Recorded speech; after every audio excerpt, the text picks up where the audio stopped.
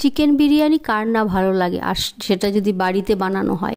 এইরকম ঝরঝরে রাইস, এরকম নরম আলু, আর এরকম সফট চিকেন, তাহলে তো কোনো কথাই নেই। আর তার সাথে থাকছে বেরেস্তা বানানোর tips and tricks. By the way, আমি শ্বেতা লাইফস্টাইলের আরও একটি নতুন ভিডিওতে তোমাদেরকে অনেক অনেক স্বাগত। তো আজকে হচ্ছে আমাদের রেসিপি চিকেন দম বিরিয়ানি। চিকেনটা আলাদা কুক করব আর বিরিয়ানির রাইসটা আলাদা কুক করব। তো প্রথমে যেটা করলাম, আমি চালটাকে ভালো করে ধুয়ে 1 ঘন্টার জন্য ভিজিয়ে রেখে, আর বেরেস্তা বানানোর জন্য আমি পেঁয়াজ কেটে নিচ্ছি। হ্যাঁ বন্ধুরা, পেঁয়াজটাকে কিন্তু আমি যেইভাবে কেটেছি একরকমভাবে, ঠিক ঝিরিঝিরি করে ওরকমভাবে কাটতে হবে। আর তাতে হালকা নুন মাখিয়ে কিছু সময়ের জন্য আমি রেখে দেবো। তো তাতে কি হবে, এর থেকে প্রচুর পরিমাণে জল বেরিয়ে যাবে। তো এটাই হচ্ছে বেরেস্তা বানানোর পারফেক্ট টিপস অ্যান্ড ট্রিক্স। তো এইভাবে আমি কিছু সময়ের জন্য পেঁয়াজ নুন মাখিয়ে রাখবো। তো দেখুন আমার হাতে কতটা জল, আপনারা বুঝতে পারছেন যে পেঁয়াজ থেকে প্রচুর পরিমাণে জল বেরোচ্ছে। তো আরও কিছু সময়ের জন্য আমি রেখে দেবো, যতটা জল বেরিয়ে যায়।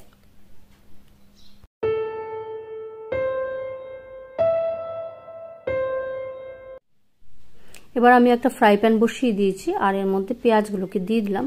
আর এটা কিন্তু একদম সিম করা থাকবে, ধীরে ধীরে পেঁয়াজটাকে আমি কুক করব। তাতে কিন্তু বেরেস্তাটা খুব সুন্দরভাবে তৈরি করে নিতে পারবো। তো মাঝে মাঝে এটাকে একটু নাড়া দিতে হবে খুব সুন্দরভাবে, যাতে এটা গোল্ডেন কালার চলে আসে।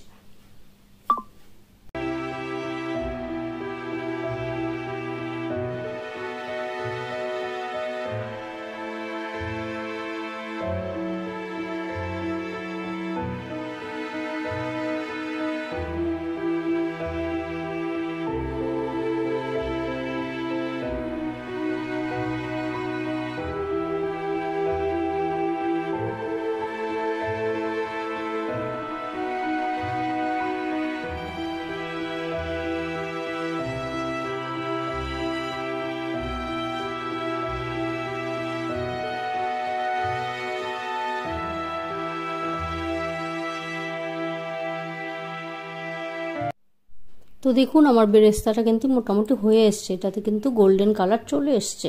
তো এইভাবে বেরেস্তা বানাবেন, দেখবেন খুব পারফেক্টভাবে আপনারা বেরেস্তা বানাতে পারবেন।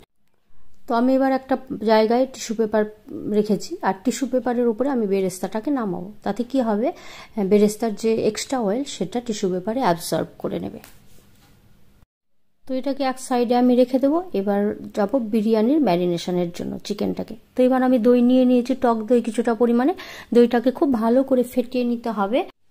তো এবার আমি বিরিয়ানির যে চিকেন সেটাকে ম্যারিনেট করব। এখানে আছে আদা বাটা, রসুন বাটা আর কাঁচা লঙ্কা, আমি একসাথে পেস্ট করে নিয়েছিলাম, এটা দিয়ে দিলাম।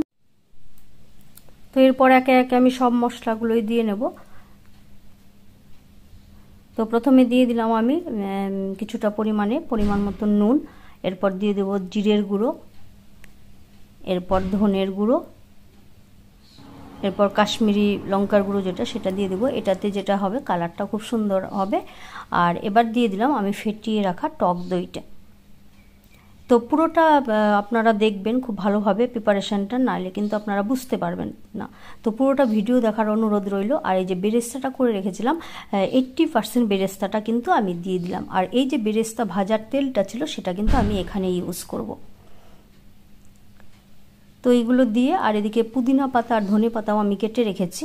তো খুব সুন্দরভাবে সবকে ম্যারিনেট করে রাখবো। আর ম্যারিনেটটাই কিন্তু মেন, আপনি যত ভালোভাবে মেখে রাখবেন তো চিকেনের টেস্টটা কিন্তু ততটাই ভালো আসবে। তো 1 ঘন্টার জন্য এটা আমি ম্যারিনেট করে রাখবো। রাখার পর আমি বাকি প্রিপারেশনগুলো করে নেব।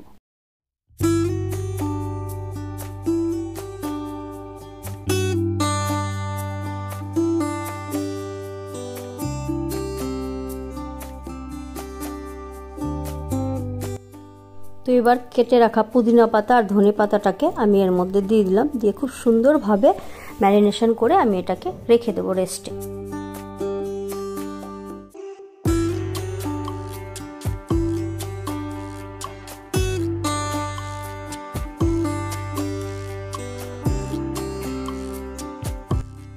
এবার আমি এতে দিয়ে দেবো যে বিরিয়ানির যেটা আসল জিনিস, বিরিয়ানির মশলা। আচ্ছা, এই মশলাটা কিন্তু বন্ধুরা আমি বাড়িতেই তৈরি করেছি, এটা আর তোমাদের সাথে শেয়ার করা হয়নি।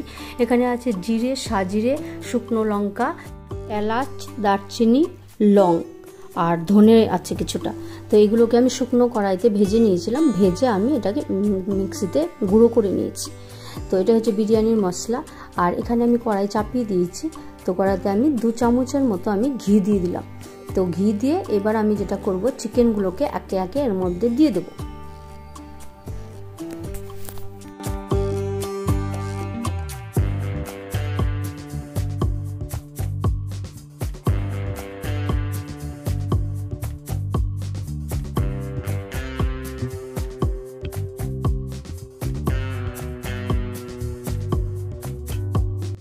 তো চিকেনটাকে খুব ভালো করে কুক করে নিতে হবে।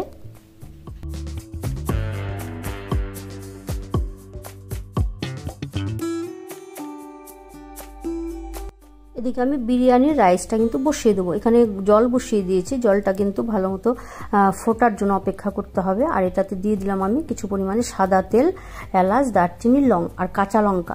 তো জলটা ফোটা পর্যন্ত কিন্তু আপনারা ওয়েট করবেন। জলটা খুব ভালোভাবে যখন ফুটে যাবে, তো তারপর ভিজিয়ে রাখা চালটাকে আমি এর মধ্যে দিয়ে দেবো। আর চালটা কিন্তু মোটামুটি 75% কুক করতে হবে, আর বাকিটা তো দমে হবে, জানেন আপনারা মোটামুটি। তো এইভাবে আমি বিরিয়ানির রাইসটাকে রেডি করে নেব। আর এবার যেটা দিয়ে দিচ্ছি, আপনারা চাইলে ভিনিগার ইউজ করতে পারেন। আমি এখানে হাফ লেবুর রস, লেবু কেটে রেখেছিলাম, তো লেবুর রসটাকে এর মধ্যে দিয়ে দিলাম। এতে ফ্লেভারটাও খুব ভালো আসবে আর রাইসটা কিন্তু খুব ঝরঝরে হবে।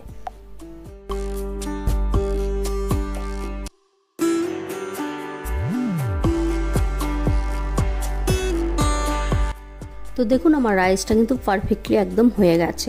তো আমি এবার এটাকে জল ঝরাতে দেব, আর একটু ছড়িয়ে রাখলে ভালো হয়, তাহলে খুব ভালো হবে ঝরঝরে। আর চিকেনটাও কিন্তু দেখুন আমার মোটামুটি কুক হয়ে গেছে, কতটা সুন্দর কালার এসেছে দেখুন।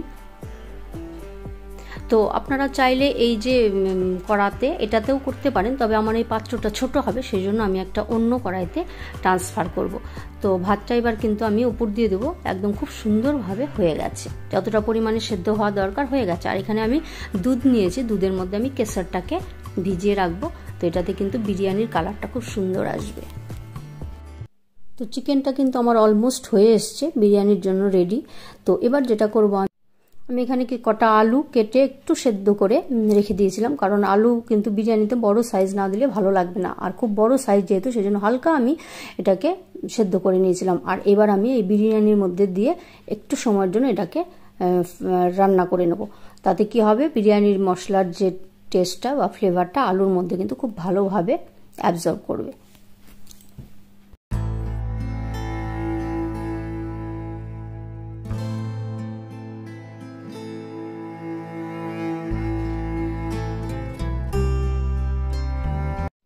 চিকেনটা কিন্তু একদম রেডি হয়ে গেছে, আমি এটাকে বন্ধ করে দিয়েছি গ্যাসটা। আর এবার যেটা করব, আমি এই কড়াতে করব, কারণ ওটাতে আমার ছোট হবে। তো সেই জন্যই এই কড়াইয়ের মধ্যে আমি এটাকে ট্রান্সফার করে নিলাম। এবার চিকেনটাকে খুব ভালো করে আগে এর মধ্যে দেব, দেওয়ার পর আমি যে রাইসটা করে রেখেছি এর ওপরে লেয়ারিং করব। তো খুব সুন্দরভাবে এটাকে ভাতগুলোকে ছড়িয়ে দিতে হবে, দিয়ে খুব সুন্দরভাবে যেগুলো মশলা দেওয়া দরকার সেইগুলো দিতে হবে।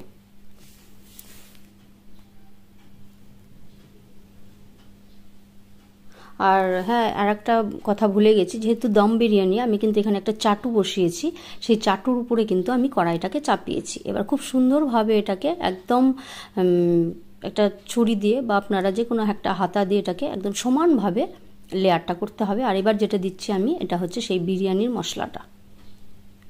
তো বিরিয়ানির মশলাটা দিয়ে খুব সুন্দরভাবে এটাকে ছড়িয়ে দিতে হবে। দেওয়ার পর আমি যে ওই কেশরটা ভিজিয়ে রেখেছিলাম দুধের সাথে, তো সেটাকে এবার এর মধ্যে দিয়ে দিলাম।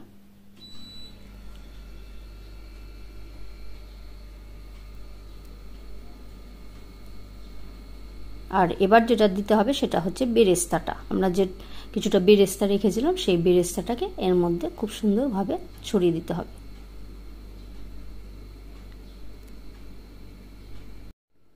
এবার আমি এর মধ্যে গোলাপ জল দিয়ে দেবো কিছুটা পরিমাণে, আর কেওড়া জল দিয়ে দেবো। আপনারা চাইলে মিঠা আতরও দিতে পারেন, কিন্তু আমি আর মিঠা আতরটা এখানে দিইনি।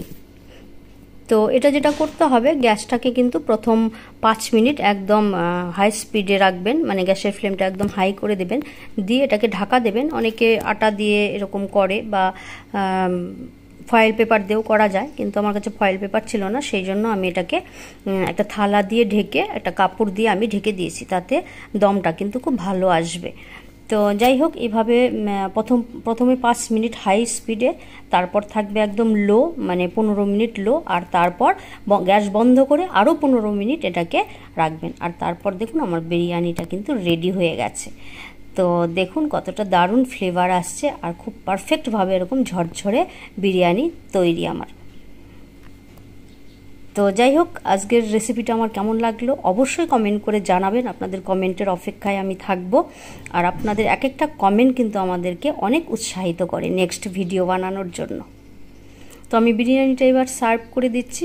আমি রায়তার সাথে সার্ভ করছি। এই বিরিয়ানির সাথে কিন্তু আর অন্য কিছু দরকার হয় না। দেখুন চিকেনটা কতটা সফট। তো আজকের ভিডিওটা এখানেই শেষ করছি। সবাই সুস্থ থাকবেন, ভালো থাকবেন, আর অবশ্যই কমেন্ট করে জানাবেন আমার বিরিয়ানি রেসিপিটা কেমন লাগলো। তো আজকের মতো টাটা করছি, সবাই ভালো থাকবেন, অনেক ভালোবাসা।